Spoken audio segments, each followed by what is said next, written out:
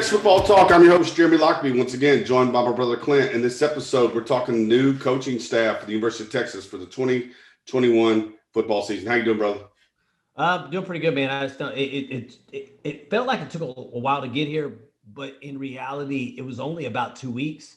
And I think what it was is that you had really had a fan base on edge, majority of the fan base on edge for a while, not knowing what you were going to do with Tom Herman and who's going to replace Tom Herman. And then obviously when you replaced, Tom Herman with Coach Sarkisian, it's where do we go from there? And then obviously there was rumblings of this person's going to come in, this person's going to come in, and it was just a whole bunch of speculation. And then as of really yesterday, I think you have your 5 guys on offense and 5 guys on defense, man. And so what we'll do is we'll kind of go down those, give them grades, and then we'll do like an overall grade of where we think the staff is, and then what they really bring to the University of Texas as a whole, and as far as ties and development, head coaching experience, and so on and so forth. So, really starting with the offense. Go ahead, Jeremy. No, just a quick overview of what you kind of laid out for us is a mix of youth and experience. And again, we'll talk about what they each individually bring, but from West Coast to East Coast, young, like you said, ball players, ball coaches, just a diverse group. But like I said, Steve Sarkisian and the administration of the University of Texas also shown that they have left no stone unturned. And Steve kind of talked about that in his press conference yesterday about how he learned from Nick Saban to call everybody, ask everybody, leave no stone unturned when he was developing his staff. And like you said, we'll go down one by one and talk a little bit about each one of the guys. Yeah, so start with obviously the offense. You have Steve Clark, obviously Coach Sarkisian is going to be the one that's going to be calling the plays. He said that he tried not to do that 1 year as a coach at USC, and it didn't work out well for him. He'll never go back to that again. So I think he wanted to surround himself with people that he had worked with before, or he had tried to work with before. People that obviously had ties to the program, really who he retained. And who he felt comfortable with working. So kind of going down, Kyle Flood, obviously coming from Alabama, offensive coordinator, worked with Steve Sarkisian at Atlanta for 2 years before following him to really Alabama for the next 2 years. So he was probably the first coach we heard coming with Steve Sarkisian when he decided to make that move. Everybody kind of knew that Coach Flood was going to come with him. He was going to go from offensive line coach to probably offensive coordinator. So he is currently the offensive coordinator and offensive line coach. I give this hire an A. To me, there's probably very few offensive line coaches across the country that you would give an A+ to. Mm-hmm. They had to be really, really good recruiters and developers of players. But what he showed so far, I've given him an A. Your thoughts on Kyle Flood, man? Definitely agree with that assessment. He was able to get the Brockmeyers out of Texas, J.C. Latham, the number 2 recruit overall. So you can see he has a great way to develop talent. If you watched Alabama's offensive line go to work against Ohio State in the national championship game, you've seen this as a driven group. He was able to develop over years and years. But like you said, taking the Brockmeyers out of Texas, a guy like J.C. Latham, you see he has that recruiting pedigree. He has the knowledge, like you said. He's worked with Steve in 2 different stops, both in the NFL and at Alabama. So like you said, between the recruiting, development, and where his guys are currently at, I definitely agree that's an A hire. And he was a head coach. He was a head coach before at Rutgers as well. So and we'll identify these things as we go down, as far as ties to Texas, as far as the recruiting, as far as them being recruiting aces. Do they have they been high school football coaches before? We'll kind of identify those as we go down these things as well. So Stan Drayton was retained. Obviously, if you've been a University of Texas fan long enough, everybody knows who Stan Drayton is, running back coach. Gave him a new title, offensive run game coordinator, running backs coach. This hire is an A+. He is a developer of running backs at the NFL level. He's been at the college level for a while, been on a national championship. And the same thing with Kyle Flood. Kyle Flood has also been on a national championship team as well. Same thing with Stan Drayton with that Ohio State team with Ezekiel Elliott. But to be able to recruit the way he has over the last couple of years and take obviously we don't like going back to this, but taking a quarterback in Roschon Johnson that has now become a staple in the running back room, and seeing development that he's done with him, as well as bringing Bijan Robinson and what he's been able to do with trying to get, obviously Kamar Wheaton, 2021's top running back, as well as LJ Johnson in the fold, is definitely, Stan Drayton is definitely one we needed to retain on this coaching staff. Yeah, I can't let you go first all the time because you're stealing all my points. But yeah, like you said, when he was at Ohio State, he had Zeke and Carlos Hyde, so he's had a running back room, like you said, with multiple talented guys, and he's still been able to get them to the NFL. That's without so much rubber taking off the tires. Like you said, he recruited Bijan Robinson to this program. He developed Roschon Johnson from a converted quarterback to a running back, and then, like you said, he's still got guys like LJ Johnson, Jonathan Brooks. Who he's currently, Jonathan is now signed. He's currently working on LJ Johnson, trying to get him on the 40 acres as well. So yes, A+ retained coach, but definitely a coach who needs to be here with all the skins on the wall and in the relationships that he has with the current roster and the players on this roster. So I'll let you go first with Andre Coleman there. So Andre Coleman, again, I think he was retained by the old staff. The second coach on the offensive side of the ball that was retained. Again, we kind of talked about him like we felt like the former head coach had kind of had his hands in the pie too much in this position. Again, we're going to talk about it in a later podcast, probably a couple of days or weeks down the road about roster and how there's 15 wide receivers currently on this roster. And I think this was Andre Coleman's first season at the University of Texas. We haven't had an opportunity to see him recruit yet because of COVID restrictions. But again, I think it was a guy that Steve Sarkisian said that he wanted to hire previously or had talked about hiring, but he didn't have the ability to do so. But yeah, I think it's a to be determined. You have a B for your score. I think it's one of those ones where it's I don't want to give him a score because I don't know that we know what his potential is at this point. So I'd hate to put a letter grade on Andre Coleman because I don't know exactly where he is as far as his whole tool set at this current stage. And again, I think Andre Coleman's a relationship builder. He's built relationships with, I don't think just the wide receiver room there at the University of Texas, but I think across the entire football team. And that may be one of the reasons they kept him on is because what the coach, what the team thought about him. Right. Whittington made the joke on Twitter the other day is that when obviously they went on Twitter and they just established who the coaching staff was going to be, he said they can't wait for Andre Coleman put over the top of it. I can't wait for 2021. And then Whittington came back and he says I can't wait to mess with you for all of 2021. So I think he's just built really good relationships with not just the wide receiver room, but with the players in the program as a whole. But again, like you said, Steve Sarkisian has tried to hire him at two locations, I think with the Atlanta Falcons and Alabama, but obviously he wasn't the one in charge. And I think that's what he said in his press conference. I wasn't the one that making the call. So obviously they had the end all be all say who they were going to bring in. But I think he trusts Andre Coleman. And I think if Steve Sarkisian's trusting Andre Coleman, you got to understand that wide receiver is a big part of his offense. Right. He's got to be able to trust the wide receiver coach in his offense. So I'll let you lead off with Jeff Banks as well, and then we'll go from there.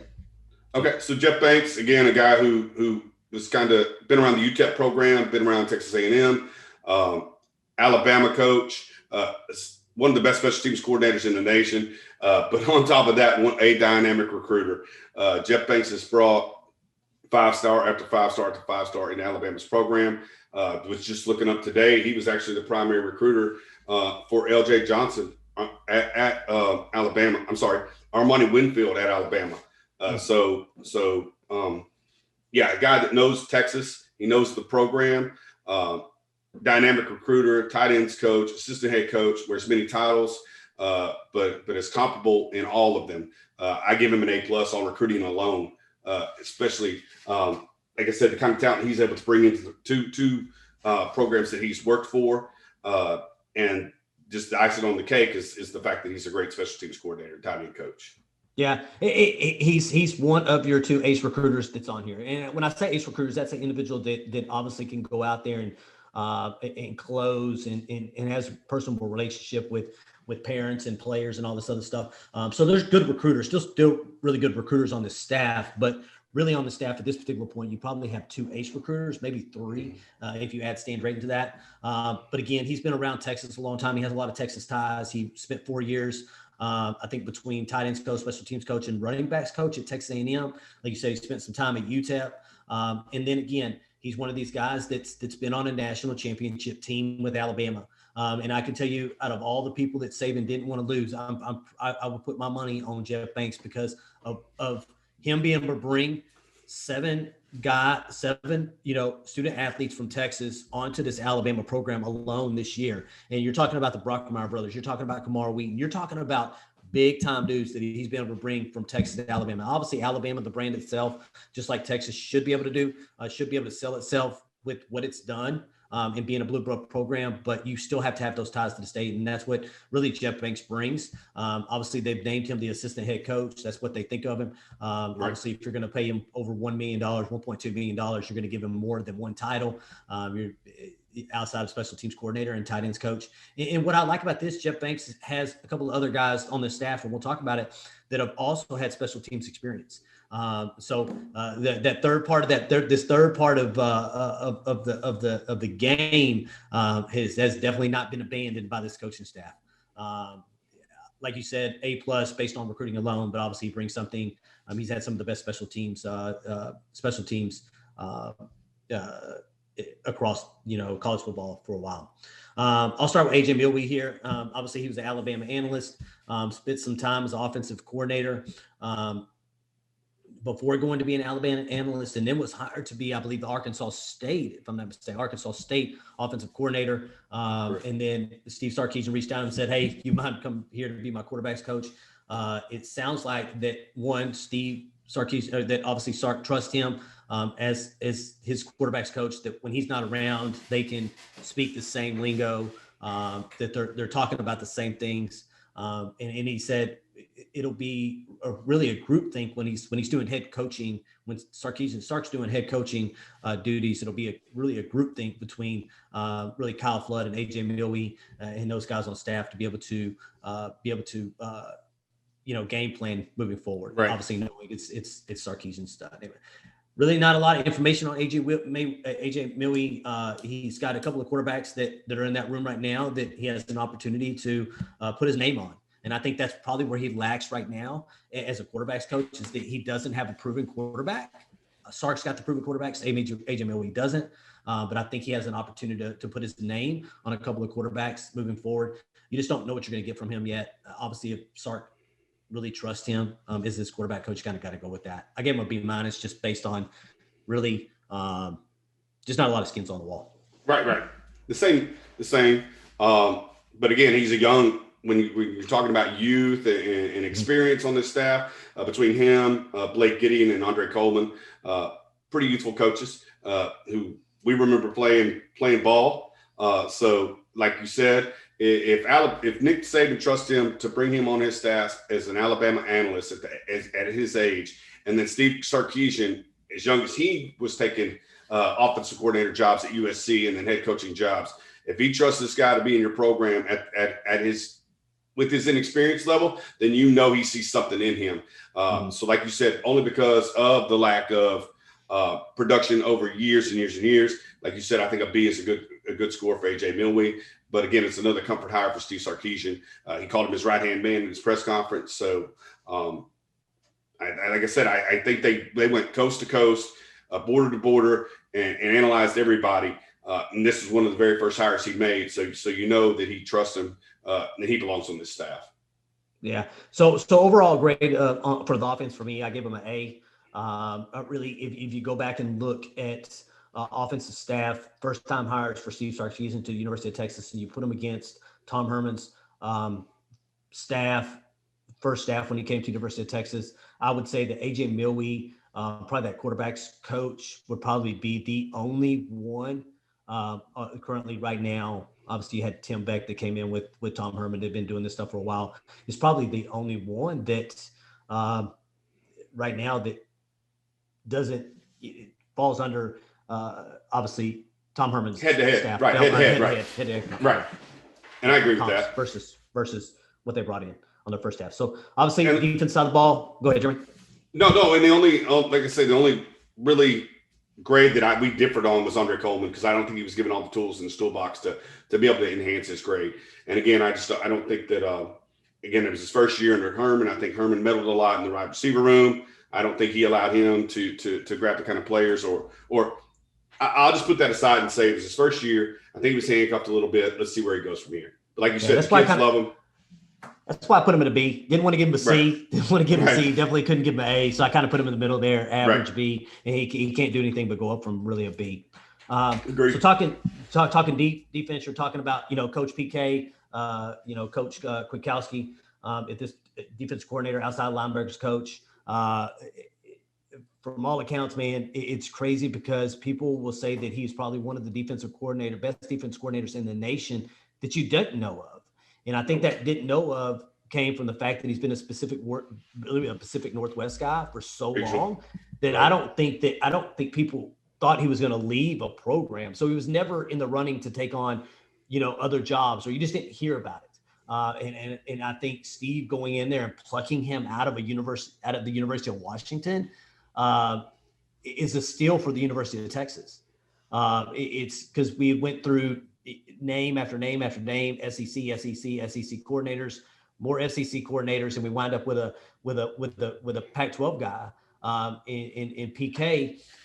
What I like the most, what intrigued me the most about what Sark said about him is that he's able to game plan each and every week to get his players to be able to play at their best against any type of defense, which is important. And I know me and you will have a video coming shortly, specifically about this defense and what we see from a talent standpoint and so on and so forth. So I don't want to get too far into that, but I think he's a mellow coach. I don't think you're going to see fire, but I think he brought fiery guys in with him to help him with that.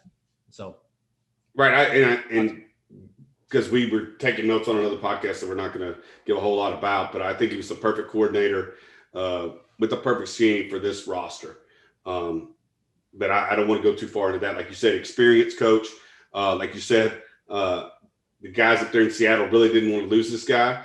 You'd never heard of him before, but once you started doing research, you figured out where he'd been and what he'd accomplished. It was easy to see why Sark sought him out and made an offer and eventually got him on this staff. But yeah, really excited about what he could do with this group of defenders. Again, we kind of don't want to steal our own thunder, and we got a podcast coming out later on, maybe this weekend or early next week, about that 2-4-5 and the current depth chart that the University of Texas has, and playing at all three levels. But not to go too far, but I think he's the right guy for the job, 100%. So I'm just going to leave it at this. His defense mirrors the all gas, no breaks that Sark's offense is going to bring to the table. Right. Physical, fast, and very innovative. I'll kind of leave it at that. And then obviously he brought in someone that he knows from the Pacific Northwest up there that he had been around at Boise State and at Washington, and Jeff Choate, who was believe it or not, was a head coach. So he was head coach up at Montana State. Decided let me go to University of Texas, help these guys, build something special. Took on the co-defense coordinator role, inside linebackers coach. And I watched a couple of videos today. And if you have an opportunity to go watch a couple of his videos, just type in Jeff Choate. He is a fiery guy. He's a fiery guy. But it comes across as more motivational versus that I'm going to just scream and yell and holler and all that stuff. He's a very, very motivational guy. I think he's straight to the point type of guy. And I think that's what we need at the University of Texas. And I think he's going to be a yin and a yang to the way that PK is the defensive coordinator versus where Jeff Choate is the inside linebackers coach. But it's when you go in and still a head coach out of a program, regardless of what division or what level it's at, to come be a position coach at your program, that's big time. So I gave, obviously, I'm kind of going back here. I gave obviously Coach Kwiatkowski, I gave him an A+. Jeff Choate, currently, I gave him an A. based on skins on the wall, based on times being a coordinator, inside linebackers. He does have defensive line coaching experience as well. So I think it's a great hire that the University of Texas got him. Right. So the versatility of Choate, 100% agree with you there. Like you said, anytime you could, as a head coach, you've reached the pinnacle of your sport, right? Like every position coach wants to be a coordinator wants to be a head coach. So like you said, any man who's going to see something in this program, number one, if he's going to relieve himself of head coaching duties and take a position coach, even though it is at the top of the game in a Power 5 conference in a blue blood program like Texas, but still taking the headset off as a head coach and going back to being a position coach says a lot about Jeff Choate and his trust in Pete Kwiatkowski to ultimately get him probably where he wants to be for an in-state. Get him out of that FCS and get him into the FBS and work his way up that chain as well. And I think he's a comfort hire for and it's not in a bad, don't look at that in a bad way. And because again, Bo Davis, Blake Gideon, and Terry Joseph really don't have any haven't been down the same lines as or with PK as a coach. And I think he wanted to bring somebody in that probably knows who he is, knows what his culture is, can speak the same way he does, knows his defenses because he's worked with him before. I think that's one of the reasons he brought him in. So I think it's a really comfort hire to allow him to get someone on the staff that he actually hired and spoke to and knew of before he actually came here. Next will be Bo Davis. I'll let you start off with Bo Davis there, Jeremy, and then what you got? So Bo Davis been around a while. He was on the University of Texas staff under Mack Brown for a while. Proven winner, proven recruiter at both Texas and Alabama. Then transitioned to go to the NFL and was currently, when we plucked him, the Detroit Lions. Defensive line coach, but he knows the state of Texas. He's been in the state of Texas. He knows how to recruit. Very experienced, again, to go along with guys in the back end like Blake Gideon, who are a little bit younger, but bring experience to this staff along with Coach Kwiatkowski. And I think it's an A hire to get Bo Davis back in this program. Actually, obviously, to me, A close to A plus, because again, development is key to me. Currently had 4 coaches on this staff right now that have been in the NFL, Sark being one, Bo Davis being another, Stan Drayton and Kyle Flood, which I think is important for the development of players because they know what they're looking for as far as NFL talent goes because they've worked with NFL talent. To me, that goes without saying. So to me, his development, how long he's been around the game, his recruiting expertise, he's almost that ace recruiter with really Jeff Banks. I would almost give him an A plus. I gave him an A, but I was teetering on that A plus hire for Bo Davis. I'm excited to get Bo Davis back at the University of Texas. Again, he's one of these guys. So there's only three coaches on this staff that have not played either in a college football playoff or a national championship. Those 3 are Andre Coleman, Blake Gideon, and Jeff Choate. Okay. And Jeff Choate, because AJ Millie was an analyst at Alabama, so you're right. But yeah, just really just Blake Gideon, again, Andre Coleman, and Jeff Choate were the only ones have not been a part of a college football playoff or a national championship. So really good hire in Bo Davis. Blake Gideon, obviously, I think he started 52 games at the University of Texas. I think what you're going to get in Blake Gideon is someone that is personable, that is young, goes along the lines of like a Jay Valai that didn't graduate, 10 years ago, right.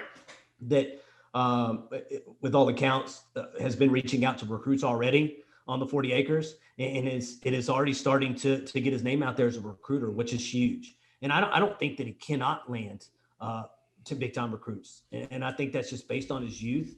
Obviously doesn't have a lot of skins on the wall. First time, position coach at a big time program. But I think the sky's the limit with Blake Gideon. And obviously, the next person we'll talk about is Terry Joseph, who's been around a long time. I think he will really have an opportunity to mentor Blake Gideon in that secondary. Go ahead, Jeremy. No, absolutely. You hit the nail on the head. You got a guy from Texas who played at Texas, who knows Texas, whose dad was a high school football coach. He knows the state. He's young, so the players can relate to him a little bit more, or he can relate to the players more. But then you yin and yang him with a proven winner in a power five, that you've just plucked out of a power five school in Notre Dame, and you get your experience and your youth, and you work that together to make that passing game, defensive passing game unit, as solid as you possibly can. But yeah, he's worked with special teams, and like I said, he knows the state. He's young, and I think he's going to be good for the program. And he's already worked in a Power Five school at Ole Miss, and coached at Houston. So he's been around the area. The high school coaches should have a good idea of who he is. With his time at Houston, again, with his dad being a high school football coach, him playing at University of Texas, there are just a lot of relationships that he probably has built or is building, that'll be easier for him, since he played for this school. So it makes total sense to me. Yeah, so I gave him a B. Again, I think there's upward trajectory there with Blake Gideon, as a position coach and as a recruiter. So, do I think there were other safety coaches out there that were probably a little higher that Texas probably could have went out there and got? Probably, but I think there's a reason that Sark brought Blake Gideon back to the 40 acres, and a part of that was that Will Muschamp, and said, it probably told Sark, man, if you want somebody that's young, that's hungry, that's ready to go, that's a Texas ties, you probably want to reach out to Blake Gideon at this particular point. And I think that's what he did, man. And I think he teamed him up with someone we're going to talk about now, in Terry Joseph, that came from Notre Dame. Obviously just was in a college football playoff against Alabama. Sark was like overwhelmed by the way his defensive backfield looked. And that's the best way to get a look at it, right? Is to have your as an offensive coordinator go against these teams, man. I think that's the best way to look at it. They brought him in as the defensive passing game coordinator, same position he held at Notre Dame, and secondaries coach. So they didn't limit him to cornerbacks or safeties. So he's overseeing the entire secondary, and I think that's where that Blake Gideon. Let me bring you under my arm, mentor you a little bit. I'll kind of give you an idea of what really traits you're looking for as safeties goes, but really day-to-day practice, he will be probably involved both in the safeties and the cornerbacks there at the University of Texas. The thing about Terry Joseph, if you go back and look at it, he was a high school football coach for 7 years in the state of Louisiana. So he brings those Louisiana ties, and I like those Louisiana kids, man.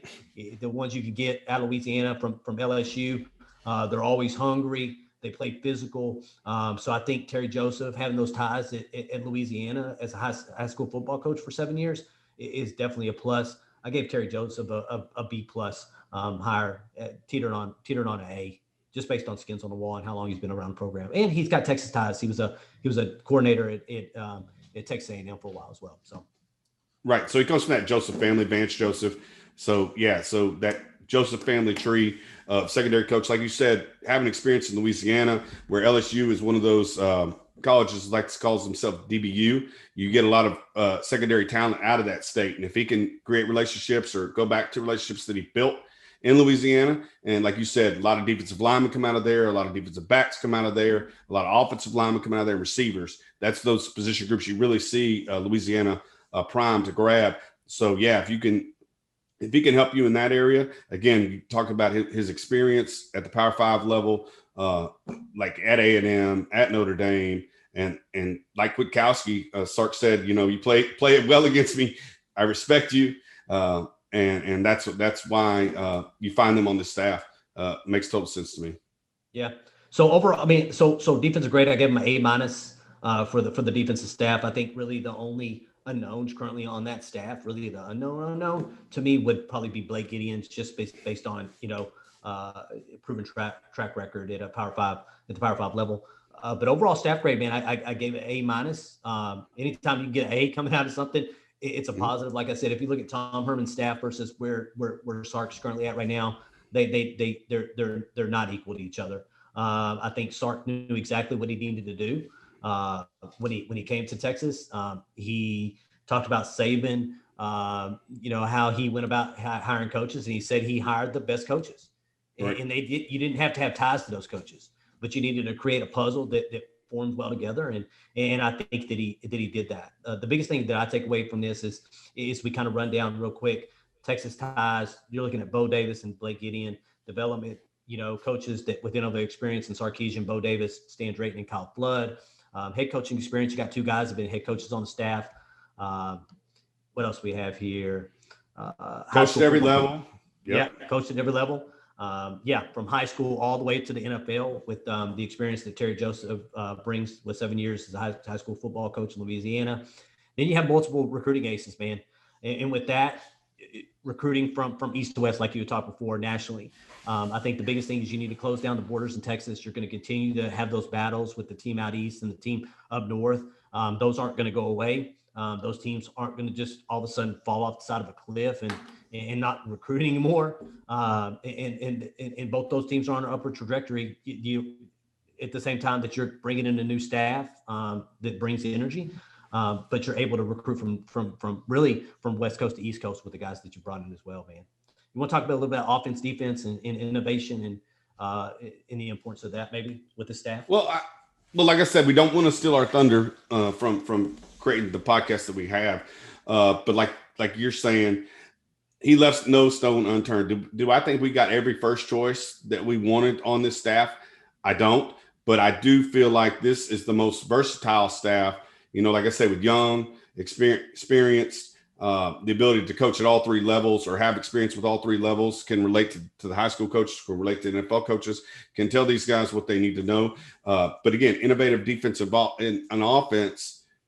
I think when you looked at this roster, the moment that Steve Sarkisian started watching film, he probably looked out across the landscape and said, I feel like we have enough talent here. I need guys that can develop talent. And it goes to say, again, we talked about the 2-4-5 and who may be those down linemen, who may be those stand-up guys versus who may be in the back end and be able to play at all 3 levels. So the innovative defense and offenses come from your talent pool, right? Mm-hmm. You could do more with more. You can't do less with more. And so I think they're bringing in the kind of guys, the thinkers, like you said, the Kwiatkowskis and the Sarkisians, the thinkers, and then they're bringing in the motivators behind them with experience that understand skill set. And then once they get their scheme in place, that's why they said they're going to start spring ball a little bit later, is so that this group can gel, figure out what their best 11, their best 22, 2 deep on each side of the ball are. And then, again, what the last coaching staff didn't do, develop game plans to fit their talent. And so that's where I think the innovation comes from, is the talent pool that this team has, the ability to move a slot receiver to the outside, big, you put the puzzle pieces, like you said, and dictate the game to the other offensive side or the other part of the ball that you're going against. And to me, it really goes back to that experience in big games, playoff experience, college football playoff experience, rivalries, Auburn, Alabama, Apple Cup with Kwiatkowski going against Washington State and the Leeches. To me, it's a respect thing, right? And obviously respect is earned. But I think when these guys start walking through these doors there on the 40 acres and they start talking to these coaches about where they've been at and what they've done at multiple levels, I think that respect will be earned really, really, really fast. And the buy-in will be there a lot faster than if you had another coach in there. They brought people in from Group of 5 schools that really haven't been at college football playoffs, haven't been at the NFL level, haven't been able to develop the 17 players that Kwiatkowski has since his time at UW. Those things matter to these players. Those things matter to these coaches. Those things matter to these parents. Being authentic is important, and I think he brought in authentic people as well. And I think that's what's important. I think to kind of end this out right now, biggest thing that I want to see from this staff, to me, really comes in the form of AJ Milwee and Steve Sarkisian, and that's quarterback development. Quarterbacks win college football championships. Schemes win college football championships. Your talent wins college football championships. And right now we have two, three with Charles Wright that just came in, just enrolled at the University of Texas. I think we have 2-3 capable quarterbacks there. I'm excited to see what AJ Milwee and Steve Sarkisian can do with this quarterback development, with a quarterback competition starting now, going into the fall till we name a quarterback at the University of Texas, man. So I'm really, really excited about this staff, really excited about where we're going with the staff. And I think the best decision that Steve Sarkisian has made at this particular point, you just brought it up a while ago, is to kind of take some time, let these guys gel together as coaches, get some recruiting stuff out of the way as well. That's going to help back in spring up a little bit, get some recruiting, and they've done it ad nauseum. I think over the last couple of days, I think they're spending burning the midnight oil, looking at film and doing these things and re-offering these kids because they have to re-offer them. But I think pushing spring ball back so that allows them to gel, I think is probably the best move he's made so far. Totally agree. The one guy we didn't touch on is the guy they're about to get handed off to, and that's Troy Beckton, the director of football performance, right? And we talked a little bit about him and how his philosophy aligns with Steve's philosophy, and that every player isn't developed the same way. Again, I think it's going to be him and his staff that he puts together, the player performance staff that talks to these kids and talks to the coaches after they've looked at the film, decides that BJ Foster needs to be a down in the box safety, or does he need to be the spur, to use the old terminology, whatever they call it, the nickel corner in Coach Kwiatkowski's scheme, and then use this offseason to develop those traits that they're looking for in these football players. But they're going to get handed off to him first. And like you said, from Sark's interview and press conference the other day, said him and Beckton's thought processes are completely in alignment on how they want to develop the football team on the performance side. So I think it's just playing fast. Yeah, I think it's playing fast, man. Again, it goes down to you cannot have the same program for your offensive line and defensive line that you do for your skill players. Agreed. And it felt like that the last staff was trying to win the game before the game when they came out of the tunnel on size alone. That makes sense. But I think you with that, I think you lost speed. I think you lost speed. I think you lost flexibility. I think you almost lost the ability to turn your hips. So I think really right now, I think from a performance standpoint, I think he's director of football performance, strength and conditioning. I think really it comes down to making sure that, like you said, you have an individual program for your skill players, speed guys, your speed guy, your skill players, your strength guys. Yeah. I think that's the biggest thing we can take away from really this whole football performance strength and conditioning program. This give me, I'm definitely excited, man. So, me too. So, all right, man. I think this ends this video. It's been a while since me and Jeremy have done it. If you wouldn't mind hitting that like button, if you like the video, please comment in the comment section. If you have not subscribed to our channel, please subscribe to our channel. We'll be putting out quite a bit more content over the next couple of really weeks. Leading up to obviously spring football and spring football to summer and into the fall. So if you haven't subscribed, please hit that subscribe button. You can find us on Twitter at TX Football Talk, on Facebook at Tex Football Talk, and on Instagram at Tex Football Talk. We appreciate you listening as always, and hook 'em. Hook 'em.